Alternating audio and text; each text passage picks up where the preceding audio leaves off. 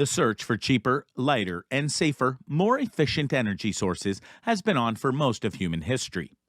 And while there have been many pretenders to the throne, sometimes a group of people come along with a technology that threatens to turn the whole search on its head. And that's precisely what Skeleton Technologies is trying to do.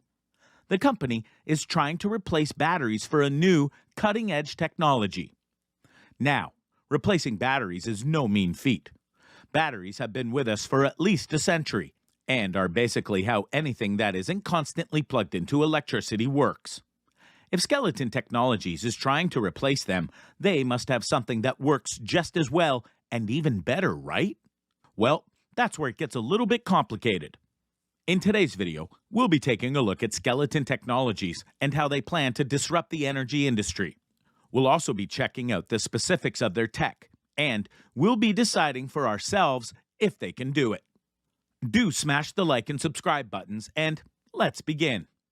There are multiple ways to store energy, but today we'll be focusing on two important ones: batteries and capacitors. There are many different kinds of batteries, and they are mostly distinguished by their chemical makeup.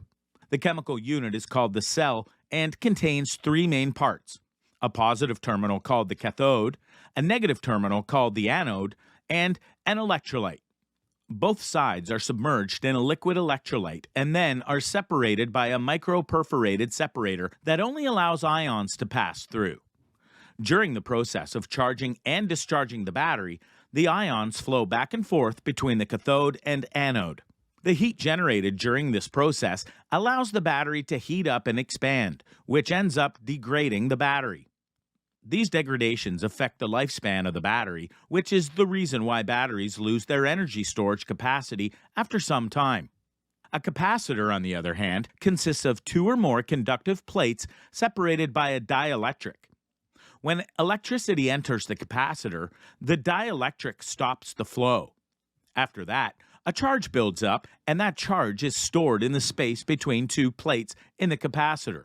With a supercapacitor, there's no dielectric. Instead of a dielectric, there is an electrolyte and a thin insulator such as cardboard or paper. When a current is introduced to the supercapacitor, ions build on either side of the insulator to generate a double layer of charge. Supercapacitors are great ways to store energy, but the reason they are not as effective as batteries is that they are limited to very low voltages and are incapable of providing constant power over long periods. However, unlike batteries, supercapacitors are great at maintaining their energy capacity. That is, they don't wear over time. Of course, this doesn't mean they last forever. It just means you probably won't need to replace them as often as you would need to replace batteries. Another reason why supercapacitors have some sort of edge over batteries and regular capacitors is that they have bigger energy storage than batteries. This is due to the distance between the metal plates in them. Normal capacitors have their metal plates separated by a distance of around 10 to 100 microns, but supercapacitors have that distance narrowed to 1/1000th of a micron. That smaller distance leads to a larger electric field, which means more energy storage. Yet another reason why supercapacitors are so important is that they can be 3D printed, which means that they don't have the supply chain issues that batteries usually have to contend with. But despite all of this, supercapacitors, as they are right now, aren't primed to replace batteries. They may last for longer, hold more power, and even be lighter than conventional batteries, but they also have a lot of practical problems. For example, they cannot provide constant power for long periods. Therefore, you couldn't use them to power a vehicle. There are many technical ways to describe why supercapacitors can't do this, but an analogy would probably drive the point home faster. Think of supercapacitors as a house with a huge door. The door would allow a lot of people to pass through at the same time, and as such, wouldn't be great at keeping a lot of people who want to get out inside the house at the same time. However, batteries are like houses with narrow doors. Regardless of how hard the people inside the house want to get out, they would only be able to move out pretty slowly. Another problem is that supercapacitors are pretty terrible at holding on to their power, and generally self-discharge to around half of their capacity within 40 days of disuse. That's certainly not the kind of tech you'd want powering your vehicle or even something as basic as an elevator. This means that in their present form, supercapacitors, despite having a lot of advantages over batteries, would still not be able to replace them. And that's where Skeleton Technologies comes in. Skeleton Technologies has recently found a way to make supercapacitors even more super by adding a material called graphene to it. So let's take a little detour and figure out what graphene is. Graphene is a strange little material that was discovered in 2004. It's, to date, one of the most conductive materials we've ever discovered. At the time, people called it one of the most important breakthroughs in materials in the last 100 years. However, graphene hasn't yet managed to live up to its potential. Until now. Skeleton Technologies discovered that if you put graphene on the coating of the metal plates in the supercapacitors, it would give the metal plates more surface area to work with, which would increase its capacity for energy storage. Another reason why graphene considerably improves the supercapacitor is that it's ultra-light, has unique elasticity, and is extremely strong. How do these improvements play out in the capacity of the supercapacitor?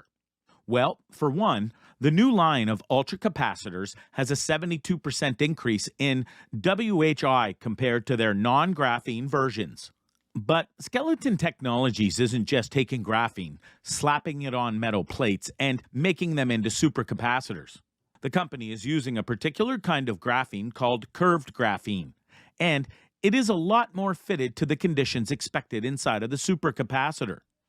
However, two questions remain for Skeleton Technologies. How easy will it be to create these ultracapacitors made with curved graphene? And will these ultracapacitors displace the battery? The first question is pretty easy to answer. And the answer is, for now, very difficult. According to Dr. Sebastian Pullman, the Vice President of Automotive and Business Development at Skeleton Technologies, it is rather easy to synthesize 1 gram of curved graphene. But that's when things get a bit difficult. Once you try to increase the scale of synthesis, the properties get unstable and you discover that you aren't getting what you're supposed to get from the process. He said that the most difficult part of the process is producing the first kilogram of curved graphene. So, Skeleton Technologies already know that their ultracapacitors will work. The only problem that remains is how to produce it at scale. That, of course, isn't a rare problem in tech. For example, Tesla was once so threatened by production issues that the company almost ran out of money, and Musk had to make a desperate call to Mark Zuckerberg to invest $1 billion in the company. Thankfully, Tesla came out from that episode alive, but that just goes to show how important production issues can be. And now to the next question. Will these ultracapacitors replace batteries? Well, one thing is for sure. These ultracapacitors will still not be able to replace the lithium-ion batteries in your EVs.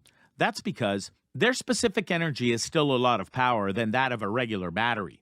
So yes, the graphene wasn't able to fix the most important problem of supercapacitors, the fact that it cannot deliver constant energy over a while. However, they managed to dramatically increase how much power it can deliver at once and how much power it can hold. But while these ultracapacitors will not replace batteries, they can be paired with batteries to run the things you don't usually see in your car. They could run the autonomous driving function, for example, or the AC, or any number of things that don't require a lot of energy at a consistent level for a long period. This would, of course, decrease the responsibilities your regular battery needs to meet and would generally make EVs run a bit better. Ultracapacitors may not replace the battery just yet, but just a few years ago, we didn't even have ultracapacitors. Perhaps in the future, we'll have super ultracapacitors, and maybe they will be able to replace batteries and provide an even more efficient source of energy for us. And that's it for today's video. If you enjoyed it, don't forget to smash the like and subscribe buttons. Goodbye, and see you soon with another video.